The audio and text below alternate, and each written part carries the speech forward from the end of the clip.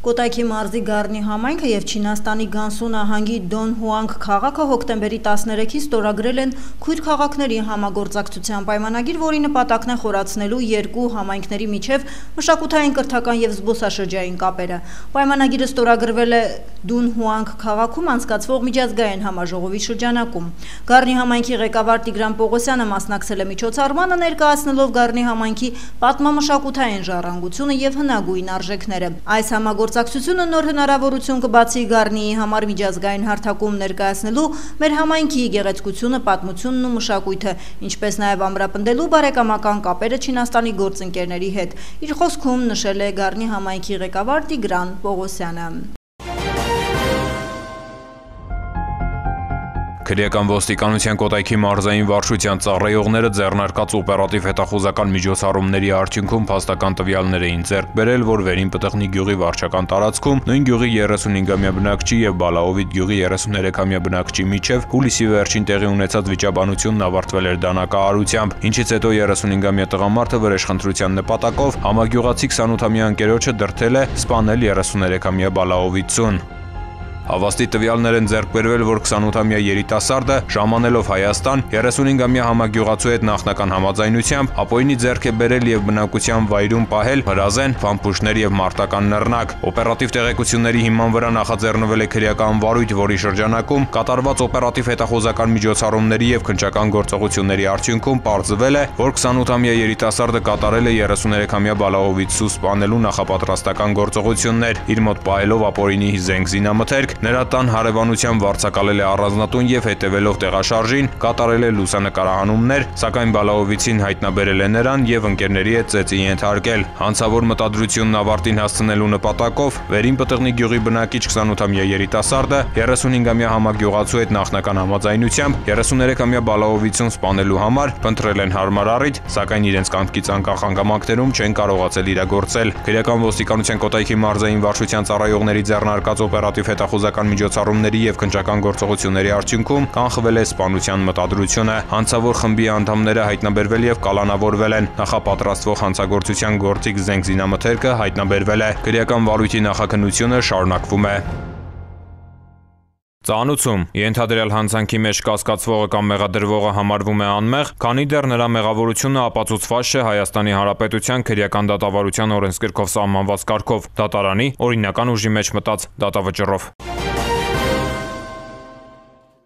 Այսօր հոկտեմբերի 15-ին արտակարգ դեպք է տեղի ունեցել Կոտայքի մարզում ժամը 7:30-ից 8-ի սահմաններում նորհաճն խոշորացված համայնքի գետամեջ բնակավայրում բնակիչները նկատում են, որ առաջին փողոցի 20-րդ տան անասնագոմից կրակ և ծուխ է դուրս գալիս։ Ինչպես դեպքի վայրից հայտնում է ֆոտոլրագրող Գագիկ Շամշյանը, պարզվել է, որ անասնագոմում, որտեղ եղել են մոտ 200-ից ավելի մայրացու խոզեր և խոճկորներ, կրակ է բռնկվել։ Բնակիչները հազանգել են ներքին գործերի նախարարության փրկարար ծառայության 911 ճգնաժամային կառավարման ազգային կենտրոն, ում ինչ կժամաներ Հրշեջ փրկարարական ջոկատի խումբը գյուղացիները վարչական բնակավայրի ղեկավար Արեն Շահբազյանի գլխավորությամբ պայքարել են կրակի տարածման դեմ, ապա ժամանած հրշեջները մարել են այն, որից հետո անասնագոմում հայտնաբերվել է 12-ից ավելի մայրացու խոզ, մոտ 170-ից ավելի խոճկոր։ Դեպքի վայր են ժամանել ոստիկանության պարեկային ծառայության Կոտայքի մարզի գումարտակի 2-րդ վաշտի պարեկները և ոստիկանության Նայիրիի բաժնի համայնքային ոստիկանները։ Ըստ նախնական տեղեկությունների հնարավոր է էլեկտրալարերի թույլ միացումը լինի պատճառը։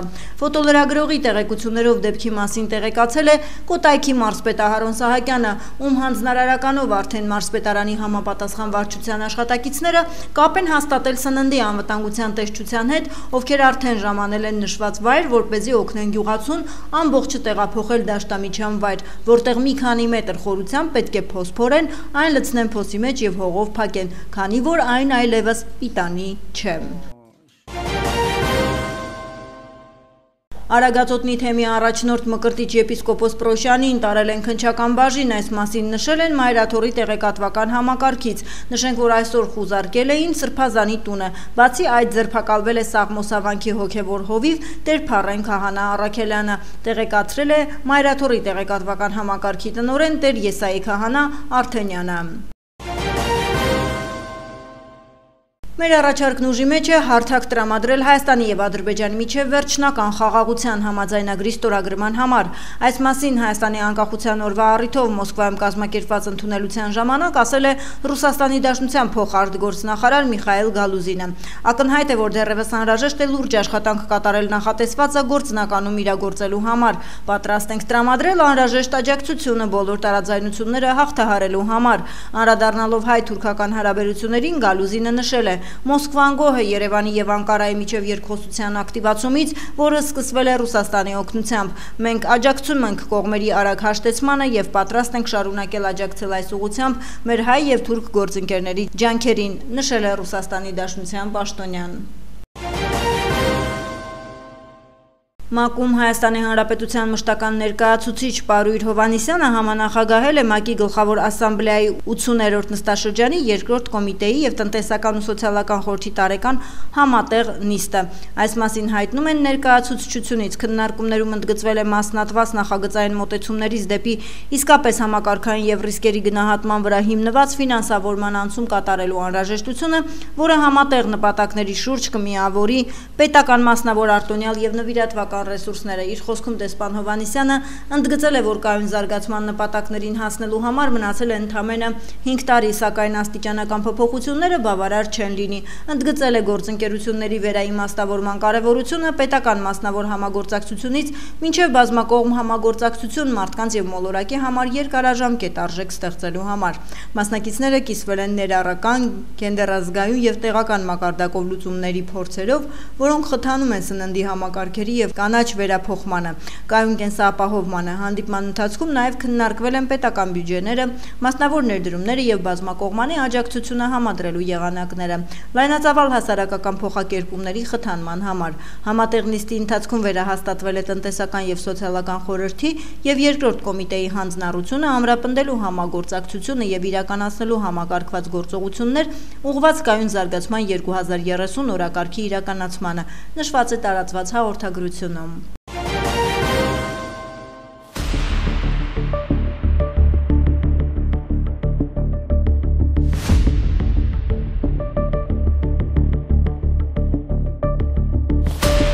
Քրեական ոստիկանության Երևան քաղաքի վարչության թմրամիջոցների ապօրինի շրջանառության դեմ պայքարի բաժնում ստացված օպերատիվ տեղեկությունն իրացվեց քրեական ոստիկանության թմրամիջոցների անօրինական շրջանառության դեմ պայքարի վարչության գործընկերների հետ համատեղ։ Ըստ տեղեկության, իրացնելու նպատակով Իրանի Իսլամական Հանրապետությունից մաքսանենգ ճանապարհով մեծ քանակությամբ թմրանյութեր ներկրվելու Հայաստան։ Օպերատիվ տեղեկության իրացմանը մասնակցեցին նաև Ազգային անվտանգության ծառայության Սյունիքի ու Շիրակի մարզային վարչությունների, քննչական կոմիտեի ու ոստիկանության պարեկային ծառայության աշխատակիցներ։ Հոկտեմբերի 11-ին ձերբակալվեցին մայրաքաղաքի բնակիչներ 43 ու 35 տարեկան տղամարդիկ եւ 39-ամյա մի օտարերկրացի, 35-ամյա տղամարդու եւ օտարերկրացու վարած ավտոմեքենաներով հանդերձ նրանք տեղափոխվեցին քննչական վարչություն։ Նախաձեռնված քրեական վարույթի շրջանակում կատարված զրնությամբ 35-ամյա տղամարդու մեքենայում հայտնաբերվեց 3 փաթեթ, ընդհանուր 8 կիլոգրամ 370 գրամ քաշով, դրանից 5 կիլոգրամը մեթամֆետամինի, 3 կիլոգրամ 370 գրամը մարիխուանայի նմանվող զանգվածներ էին, եւ սա դեռ ամբողջը չէր։ Շարունակելով օպերատիվ տեղեկության իրացումը, մաքսանենգ ճանապարհով առանձնապես խոշոր չափերի թմրամիջոցներ ներկրելու եւ իրացնելու կասկածանքով ձերբակալվեց եւ իր վարած ավտոմեքենայով հանդերձ նախաքննական մարմին տեղափոխվեց մայրաքաղաքի բնակիչ 50-ամյա մի տղամարդ։ Արդեն հաջորդ օրը դատարանի որոշմամբ կատարված խոզարկությամբ նրա ավտոմեքենայում հայտնաբերվեց մեթամֆետամինի նմանվող 2 կիլոգրամ 50 գրամ զանգվածով փաթեթ։